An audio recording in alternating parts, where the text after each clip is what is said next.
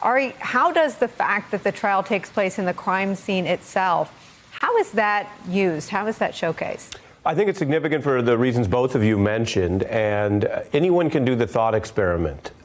We have a duty here as citizens, and those of us, of course, in the press, trying to cover this fairly to understand what happened and the purpose of an accounting.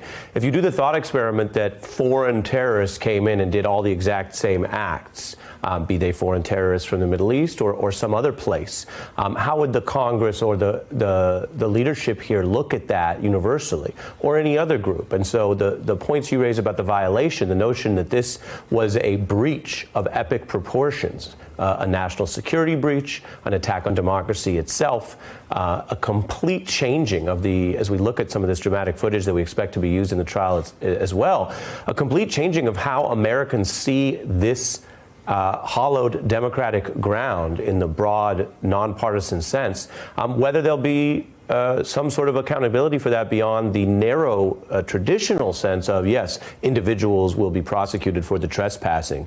They will be prosecuted for disorderly conduct. Some of them will be prosecuted for more serious violent-related conspiracy. But what does the democracy and the people who use that space want to do about it? And so, Nicole, I think what you said as we begin the coverage this week is important, because I heard you earlier discuss the fact that this will be a test of how everyone wants to relate to this substantively and seriously.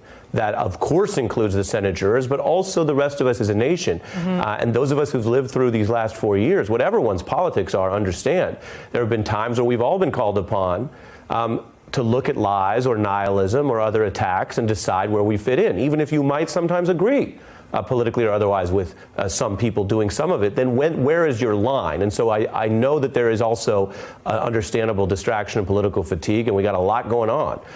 But this is important, what we begin today as a nation, over whether any lines will also be drawn for, as you both put it, that violation of the very seat of our democracy, a Capitol breached for the first time since 1812. Hey, thanks for watching our YouTube channel. You should know that you can follow today's top stories and breaking news and catch up on your favorite MSNBC shows all in one place. Download the NBC News app today.